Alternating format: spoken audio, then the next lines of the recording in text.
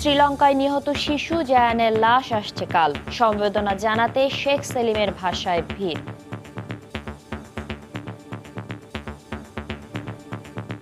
Chairman বাড়ি মাঠে বাদ আসর তার নামাজে জানাজা অনুষ্ঠিত হবে। এরকম মর্মান্তিক মৃত্যু যাতে কারো না হয়। দেখছিলেন প্রধান শিরোনাম। সকালের সময় সঙ্গে আছি আমি শাতিলা শারমিন এবং আমি আফজাল হোসেন।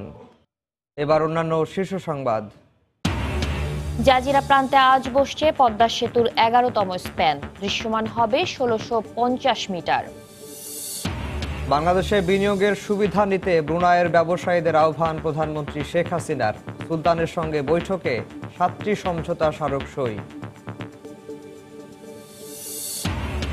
বাংলাদেশকে ব্যর্থ রাষ্ট্র করা বিএনপির উদ্দেশ্য মন্তব্য 14 দলের। সংসদে যোগ দিয়ে বিএনপিকে সরকারের সমালোচনা করার আহ্বান।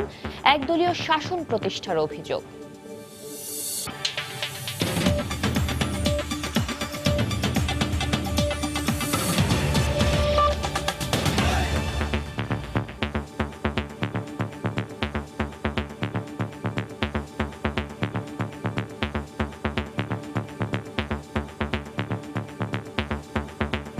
বাংলাদেশ দক্ষিণ এশিয়ার মধ্যে বিদেশি বিনিয়োগের জন্য সবচেয়ে উদার জানিয়ে প্রধানমন্ত্রী শেখ হাসিনা ব্রুনাই ব্যবসায়ীদের বাংলাদেশের ব্যবসায়ীদের সঙ্গে অংশীদারিত্ব গড়ে তোলার আহ্বান জানিয়েছেন। ব্রুনাইয়ের 3 দিনের রাষ্ট্রীয় সফরের দ্বিতীয় দিনে বাংলাদেশ ব্রুনাই বিজনেস ফোরাম আয়োজিত অনুষ্ঠানে একথা বলেন। এর আগে গতকাল সকালে ব্রুনাইয়ের সুলতান হাসান আল বলকিয়ার সঙ্গে দ্বিপক্ষীয় বৈঠক করেন প্রধানমন্ত্রী শেখ হাসিনা। বৈঠকে ব্রুনাই ও বাংলাদেশের মধ্যে 7টি সমঝোতা স্মারক সই হয়। ব্রুনাই সফরের দ্বিতীয় দিনে বেশ কিছু রাষ্ট্রীয় কর্মসূচিতে অংশ নেন প্রধানমন্ত্রী শেখ হাসিনা। স্থানীয় সময় সোমবার বিকেলে বাংলাদেশ ব্রুনাই বিজনেস ফোরাম আয়োজিত অনুষ্ঠানে যোগ দেন সরকার প্রধান। এতে প্রধানমন্ত্রীর সফরসঙ্গী হিসেবে এফবিসিসিআই এর নেতা সহ ব্যবসায়ী প্রতিনিধি ও ব্রুনাই চেম্বার অব কমার্সের নেতারা অংশ নেন। অনুষ্ঠানে প্রধানমন্ত্রীর উপস্থিতিতে দুদেশের ব্যবসায়ী পর্যায়ে পেশাগত দক্ষতা উন্নয়ন ও প্রশিক্ষণ সহ 3টি চুক্তি স্বাক্ষর হয়। পরে প্রধানমন্ত্রী তার বক্তব্যে বলেন, বাংলাদেশ এখন স্থিতিশীল বিনিয়োগের জন্য প্রতিযোগিতায় উঠে এসেছে। বাংলাদেশকে দক্ষিণ এশিয়ার সবচেয়ে উদার বৈদেশিক বিনিয়োগ সুবিধাগুলোর মধ্যে অন্যতম বলেও উল্লেখ করেন প্রধানমন্ত্রী। The second largest economy in South Asia and 41st in the world in terms of national GDP, Bangladesh economy is moving on a solid macroeconomic stability, vibrant private sector and increasing trends of trade and investments. তিনি বাংলাদেশের তৈরি পোশাক, জাহাজ শিল্প ও IT খাতে বিনিয়োগের সম্ভাবনার কথা তুলে ধরে ব্রুনাই ব্যবসায়ীদের বাংলাদেশে বিনিয়োগের আহ্বান জানান। We are the second largest ready-made garments exporter in the world next to China. Bangladesh is emerging rapidly as a major global hub for quality medicine. Shipbuilding has drawn global attention by producing world-class ocean-going vessels. Software is yet another promising industry in Bangladesh. এর আগে সোমবার সকালে ব্রুনাইয়ের সুলতান হাসান আল বলকিয়ার সঙ্গে দ্বিপাক্ষিক বৈঠক করেন প্রধানমন্ত্রী শেখ হাসিনা। বৈঠকে দুদেশের মধ্যে কৃষি খাতে বৈজ্ঞানিক সহযোগিতা, জ্বালানি ও সংস্কৃতি খাতে বেশ কিছু সমঝোতা স্মারক সই হয়। এছাড়া দুদেশের কূটনৈতিক ও সরকারি পাসপোর্টধারীদের ভিসা ছাড়া ভ্রমণের বিষয়ে কূটনৈতিক পত্র বিনিময় হয়। ফেরদৌস লিপি, সময় সংবাদ। প্রথমবারের মতো 1 মাসের মধ্যে পদ্মা সেতুতে বসতে যাচ্ছে দ্বিতীয় স্প্যান। জাজিরা প্রান্তে এর আগে দৃশ্যমান 8টির সঙ্গে যোগ হতে যাচ্ছে আরও একটি স্প্যান। আর দুপ্রান্ত মিলে স্প্যানের সংখ্যা দাঁড়াবে 11টিতে। 34 নম্বর পিলারের উপর আগেই স্প্যান বসানো আছে। তার সাথে 33 নম্বর পিলারের সঙ্গে জোড়া লাগিয়ে বসানো হবে একাদশ স্প্যান। আনুষঙ্গিক সব আয়োজন সম্পন্ন করে ফেলেছেন প্রকৌশলীরা। গতকাল সকালে মাওয়ার ইয়ার্ড থেকে জাজিরা প্রান্তে পিলারের কাছে নিয়ে যাওয়া হয়েছে 11তম স্প্যানটি। আজ এই স্প্যানটি বসানো হলে দৃশ্যমান হবে 1650 মিটার পদ্মা সেতু।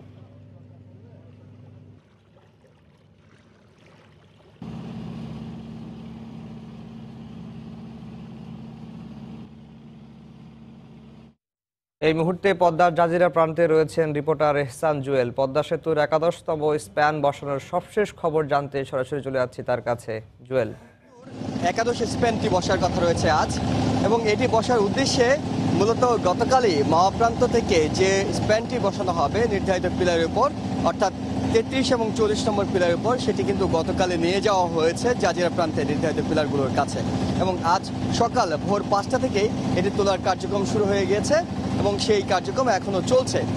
হয়তো অল্প কিছুক্ষণের মধ্যে সেটি বসে যাবে। তবে আপনাকে কয়েকটি তথ্য জানিয়ে রাখি আপনাদের, সেটা হলো যে পদ্মা সেতুর কাজ যখন শুরু হয়েছিল এরপর থেকে কিন্তু কোনো মাসেই একসঙ্গে দুটি স্প্যান বসানো সম্ভব হয়নি। এবারই প্রথমবারের মতো একসঙ্গে দুটি স্প্যান বসানোর প্রক্রিয়া চলছে। অর্থাৎ এ মাসের 10 এপ্রিল প্রথম স্প্যানটি বসেছিল। সেই স্প্যানটি বসেছিল মাওয়া প্রান্তে।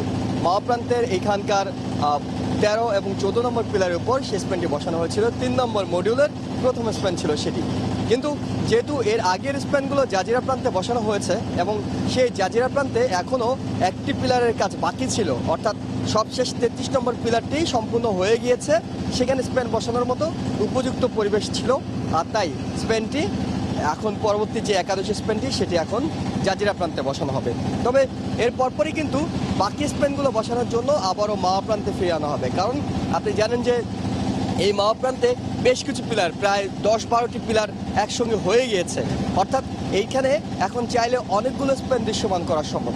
এবং এই যে দৃশ্যমান করা সম্ভব সেটি প্রথম দুটি মডিউল, অর্থাৎ মাওয়া প্রান্ত থেকে কুল থেকে পার থেকে আমরা বলতে পারি 12 নম্বর পিলার পর্যন্ত কোনো স্প্যান আপাতত বসানো হচ্ছে না। তবে 13 নম্বর থেকে শুরু করে আস্তে আস্তে সামনের দিকে গিয়ে 13 থেকে 14, 14 থেকে 15, 15 থেকে 16 এরকম করে সামনের দিকে আস্তে আস্তে স্প্যান বসানো সম্ভব হবে। আজকের ঘটনা যদি বলি আপনার, সেটি হলো স্প্যান বসানোর জন্য ক্রেনটি এর মধ্যেই কিন্তু পিলারের উপর তুলে ফেলা হয়েছে, অর্থাৎ পিলারের সমান উচ্চতা তোলা হয়েছে কিন্তু এখনো বসানো হয়নি। সে বসানোর প্রক্রিয়াটি চলছে। আরও হয়তো কিছুক্ষণের মধ্যে সেটি হয়ে যাবে এবং হয়ে গেলে আমরা সেটি আপনাদের জানিয়ে দেব। আফজাল, এই ছিল এখনকার মতো। বিএনপিকে আবারও সংসদে যোগ দেওয়ার আহ্বান জানিয়ে 14 দল নেতারা বলেছেন, সংসদে না এলে রাজনৈতিকভাবে আরও দেউলিয়াত্বের দিকে এগিয়ে যাবে দলটি। গতকাল ঐতিহাসিক মুজিবনগর দিবস উপলক্ষে রাজধানীতে এক আলোচনা সভায় কথা বলেন বক্তারা। বাংলাদেশকে ব্যর্থ রাষ্ট্রে পরিণত করতে বিএনপি নানা ষড়যন্ত্র করছে বলে অভিযোগ করেন তারা। বিএনপি জামাতের এই ষড়যন্ত্রের বিরুদ্ধে আমাদের সবাইকে রুখে দাঁড়াতে হবে। এই অপশক্তিকে রাজনীতি থেকে বিদায় করতে না পারলে বাংলাদেশের সুস্থ রাজনীতি, শান্তি কোন অবস্থাতেই ফিরে আসবে না। তাদের লক্ষ্য হচ্ছে বাংলাদেশকে ব্যর্থ রাষ্ট্রে পরিণত করা। এরা বাংলাদেশে ক্যান্সারের বিষ ফোড়া। যতদিন এই বিষ ফোড়া আমাদের শরীরে থাকবে ততদিন এই বাংলাদেশের উন্নয়ন অগ্রগতি স্বাভাবিকভাবে চলার ক্ষেত্রে বারবার আঘাত আসবে, বারবার হোঁচট খাবে। যারা মনে করেন বিএনপি জামাত রাজনীতির মঞ্চ থেকে বিদায় হলে গণতন্ত্র দুর্বল হয়, তাদের আমি উত্তরে বলতে চাই, গণতন্ত্র দুর্বল হয় না। গণতন্ত্র দুর্বল থাকে যদি জঙ্গি জামাত বিএনপি রাজনীতির মঞ্চে উকি ঝুঁকি মারতে থাকে। সংসদে যোগদান না করার মধ্য দিয়ে যে সামান্যতম যে প্রতিনিধিত্ব দলের বিরোধী দল হিসেবে রয়েছে সেটারও অবসান ঘটবে। আরো রাজনৈতিক দেউলিয়াত্বের মধ্যে তারা চলে যাবে। বিএনপির বন্ধুদের বলতে চাই, আপনাদের ডেট লাইন 30 এপ্রিল, 30 তারিখের মধ্যে সিদ্ধান্ত দিতে হবে পার্লামেন্ট আপনি যাবেন কি যাবেন না। না হলে আপনার সংসদ সদস্য থাকবেন, মনে রাখবেন। যদি সাহস থাকে পার্লামেন্টে যে গলা উঁচু করে কথা বলেন, পার্লামেন্টে না আসেন আপনাদের আমল যাবে, সারাও যাবে। বেগম জিয়াকে মুক্ত করতে দুর্বার গণ আন্দোলন গড়ে তুলতে নেতাকর্মীদের প্রতি আহ্বান জানিয়েছেন বিএনপির মহাসচিব মির্জা ফখরুল ইসলাম আলমগীর। গতকাল বিকেলে জাতীয় প্রেস ক্লাবে আয়োজিত এক অনুষ্ঠানে বক্তব্য রাখেন তিনি। মির্জা ফখরুল বলেন, পরিকল্পিতভাবে দেশকে গণতন্ত্রহীন করা হচ্ছে। সুপরিকল্পিত ষড়যন্ত্র চক্রান্তের মধ্য দিয়ে বাংলাদেশকে গণতন্ত্রবিহীন করা হচ্ছে। রাষ্ট্রের সমস্ত গণতান্ত্রিক প্রতিষ্ঠানগুলোকে ভেঙে দিয়ে আজকে এক দলীয় শাসন ব্যবস্থা প্রবর্তন করার চেষ্টা। গণতন্ত্রকে রক্ষা করবার জন্য, আমাদের গণতন্ত্রের মাহাতা দেশকে মুক্ত করবার জন্য আমাদের আজকে সকলকে ঐক্যবদ্ধ হয়ে আজকে আন্দোলন, দুর্বার আন্দোলন করে তুলতে হবে। স্ত্রী হিসেবে স্বীকৃতি চাওয়ায় লক্ষ্মীপুরে তরুণীর গায়ে কেরোসিন ঢেলে আগুন দিয়ে হত্যার অভিযোগে মামলা হয়েছে। গতরাতে কমলনগর থানায় সালাউদ্দিনকে প্রধান আসামি করে 8 জনের বিরুদ্ধে মামলাটি দায়ের করেন নিহতের বাবা। আগে আটককৃত 4 জন সালাউদ্দিনের 2 ভাই, স্থানীয় ইউপি সদস্য এবং চৌকিদারকে এই মামলায় গ্রেফতার দেখানো হয়েছে। তবে সালাউদ্দিন এখনও পলাতক রয়েছে। তাকে ধরতে অভিযান চলছে বলে জানিয়েছে পুলিশ। রোববার বিকেলে ওই তরুণীর উপর আগুন হামলা হয়। 20 ঘন্টা পর ঢাকা মেডিকেলের বার্ন ইউনিটে গতকাল মারা যান তিনি।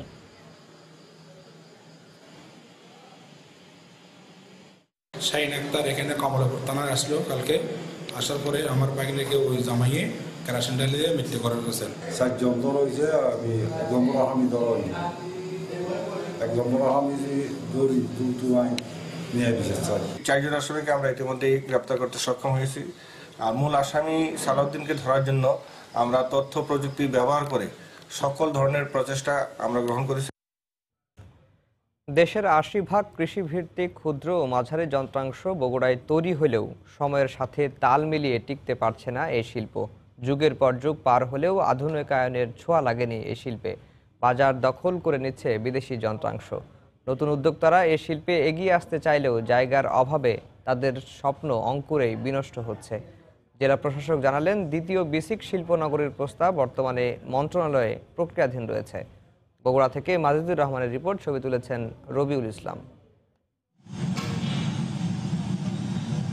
বগুড়া পৌর এলাকার ফুলবাড়িতে 1964 ও 1980 সালে 2 দফায় 33 একর জমিতে গড়ে ওঠে বিসিক শিল্পনগরী। এ শিল্পনগরীর শুরুতে 233টি প্লটের মধ্যে 92টিতে ছোট ও মাঝারি শিল্প প্রতিষ্ঠান গড়ে তোলা হয়। কৃষি যন্ত্রপাতি তৈরি সহ বিভিন্ন কারখানায় প্রতিদিন লাখ লাখ টাকার পণ্য তৈরি হলেও এর উন্নয়নে নেওয়া হয়নি কোনো পদক্ষেপ। জায়গার অভাবে নতুন উদ্যোক্তারাও বিনিয়োগ করতে পারছেন না। এছাড়া নানা সমস্যায় জর্জরিত শিল্প মালিকরাও। সবচেয়ে বড় সমস্যা এখন প্রতিবন্ধকতা হয়ে দাঁড়াইছে জায়গার সংকলন। যদি এক্ষেত্রে সরকার একটু দৃষ্টি দেয় তাহলে আমাদের জন্য, যারা আমরা তরুণ উদ্যোক্তা আছি, তাদের জন্য খুব উপকার হবে। বিদেশ থেকে যা আসে এখানে ট্যাক্স ভ্যাট বেশি, যার কারণে আমরা বিদেশি মালের সাথে টাকা কঠিন হয়ে গেছে। ব্যবসায়ী নেতারা এই শিল্পের আধুনিকায়ন এবং দক্ষ কারিগরের প্রয়োজনীয়তার কথা উল্লেখ করে সরকারের সহযোগিতা চেয়েছেন। পুরাতন পদ্ধতিতেই কাজ করে যাচ্ছি আমরা, তা আমাদের এই সেক্টরটাকে ডেভেলপ করতে গেলে আমাদেরকে আধুনিকায়ন করতে হবে। আধুনিকায়ন যদি না করতে পারি আমরা, তাহলে অদূর ভবিষ্যতে আমাদের এই সেক্টরটা বন্ধ হয়ে যাবে। অবশ্য জেলা প্রশাসক জানান, দ্বিতীয় বিসিক শিল্পনগরীর প্রস্তাব মন্ত্রণালয়ে প্রক্রিয়াধীন রয়েছে।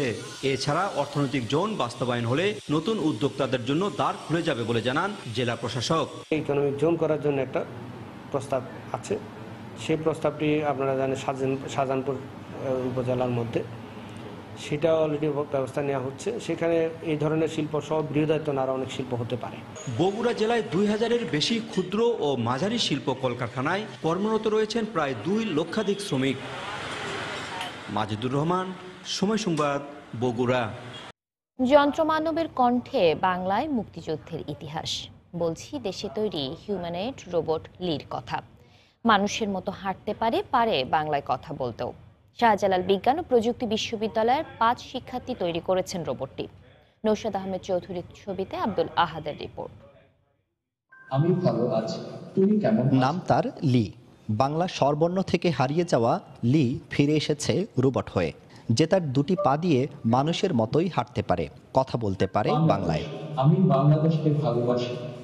জানে স্বাধীনতা, মুক্তিযুদ্ধের ইতিহাস, গাইতে পারে গানও। কোনো কিছু জানতে চাইলে তার উত্তর দেয় সঠিকভাবে। আমার সোনার বাংলা, আমি তোমায় ভালোবাসি। লি বাংলাদেশের তৈরি একমাত্র রোবট যেটা হাঁটতে পারে। শাহজালাল বিজ্ঞান ও প্রযুক্তি বিশ্ববিদ্যালয়ের 5 শিক্ষার্থী রোবটের উদ্ভাবক। অতীতেও এই বিশ্ববিদ্যালয়ে রিভো নামে রোবট তৈরি হলেও সেটা শুধু কথা বলতো। ও বাংলা গান বলতে পারবে, জাতীয় সঙ্গীত সেটাও বলতে পারবে। আর আমরা চেষ্টা করছি যেন একটা মানুষের মতো করে কথা বলতে পারে। বাংলা কনভারসেশনের আমরা একটা আর্টিফিশিয়াল ইন্টেলিজেন্স ডেভেলপ করেছি। সোফিয়াকে আপনার ইংলিশে প্রশ্ন করতে হইতো, আর এই রোবটকে আপনি বাংলায় প্রশ্ন করেন, সে বাংলায় উত্তর দিতে পারবে। আমার কৃত্রিম বুদ্ধিমত্তা দিয়ে মানুষের উপকার করতে চাই। আগামীর পৃথিবী হবে রোবটের। বাসাবাড়ি, অফিস, আদালত সবখানে দখলে নেবে রোবট। লিখে দিয়েও দৈনন্দিন কাজ করানো যাবে অনায়াসে। যে কোনো একটা ইন্ডাস্ট্রিতে দিতে পারেন, ট্রাফিক কন্ট্রোলে দিতে পারেন, যেখানে হচ্ছে অনেক কিছুতেই দেওয়া যাবে। বাইরের দেশে যত রোবট আছে যেগুলো বাইপেডাল ওয়াকিং, মানে 2 পায়ে হাঁটতে পারে, এমন রোবটে মিলিয়নস অফ ডলার খরচ করে ওরা। তো সেই হিসাবে আমরা এটার জন্য পেয়েছি 10 লাখ টাকা। আইসিটি মন্ত্রণালয়ের ইনোভেশন ফান্ড অনুদান দিয়েছে রোবট তৈরিতে। আরও সহায়তা পেলে এটিকে বিশ্বমানে নিয়ে যাওয়া সম্ভব। আসিমো এখন ওয়ার্ল্ডের অনেক ইন্টেলিজেন্ট একটা রোবট, যেটা কিনা সবচেয়ে স্মুথ ভাবতে পারে। আমাদেরকে যদি ইনাফ ফান্ড, ইনাফ স্পেস দেওয়া হয় এবং আমরা যদি সময় দিই, আমরাও আশা করতেছি যে ভবিষ্যতে আমরা ওই ধরনের রোবট তৈরি করতে পারবো। লির ওজন 30 কেজি। এর তত্ত্বাবধানে ছিলেন জনপ্রিয় লেখক ডক্টর মোহাম্মদ জাফর ইকবাল। প্রধান অতিথি তোমাকে সালাম। জয় বাংলা। আব্দুল আহাদ, সময় সংবাদ, সিলেট। চট্টগ্রামে ছাত্রলীগ নেতা মহিউদ্দিন সোহেল হত্যা মামলার প্রধান আসামি জাবেদ গুলিতে নিহত হয়েছে। পুলিশের দাবি বন্দুকযুদ্ধে মারা গেছে সে। গতরাতে নগরীর জাম্বরি ফিল্ড এলাকায় এই ঘটনা ঘটে। পুলিশ জানায় একদল ডাকাতের অবস্থানের খবরে সেখানে অভিযান চালানো হয়। পুলিশের উপস্থিতি টের পেয়ে গুলি ছুড়ে দুর্বৃত্তরা। এতে ডবল মোরিং থানার ওসি সন্দীপ কুমার দাস গুলিবিদ্ধ হন। পরে পুলিশও পাল্টা গুলি ছুড়লে পালিয়ে যায় সন্ত্রাসীরা। ঘটনাস্থল থেকে জাবেদের গুলিবিদ্ধ লাশ উদ্ধার করা হয়।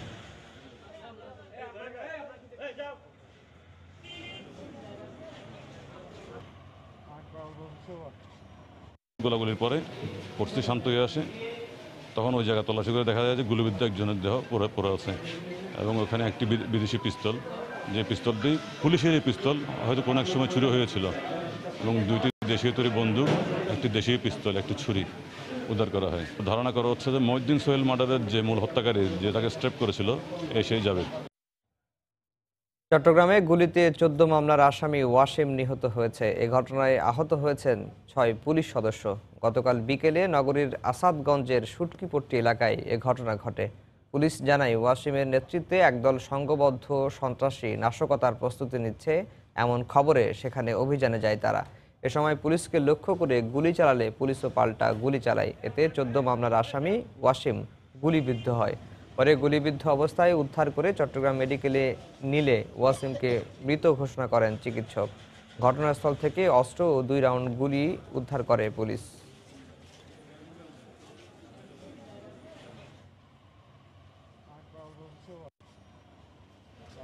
সকালের সময় শীর্ষ সংবাদগুলো জানিয়ে দিচ্ছি আর একবার। শ্রীলঙ্কায় নিহত শিশু জায়ানের লাশ আসছে কাল। আরও হামলার আশঙ্কায় দেশটিতে গোয়েন্দা নজরদারি জোরদার। সেনাবাহিনীকে বিশেষ ক্ষমতা দিয়ে জরুরি অবস্থা জারি। রাজধানী মৎস্য ভবনের মোড়ে বেপরোয়া বাসের সঙ্গে 3টি প্রাইভেট কারের চতুর্মুখী সংঘর্ষ, নিহত 2, আহত 2, বাস চালক আটক। জাজিরা প্রান্তে আজ বসছে পদ্মা সেতুর 11তম স্প্যান। এখন দৃশ্যমান 1650 মিটার। এবং বাংলাদেশে বিনিয়োগের সুবিধা নিতে ব্রুনাইয়ের ব্যবসায়ীদের আহ্বান প্রধানমন্ত্রী শেখ হাসিনার। সুলতানের সঙ্গে বৈঠকে 7টি সমঝোতা স্মারক সই। এই ছিল সকালের সময়। আপনার মোবাইলে সময় সংবাদ দেখতে এবং সব খবর পেতে ডাউনলোড করুন সময় অ্যাপ। সঙ্গে থাকুন সময়ের।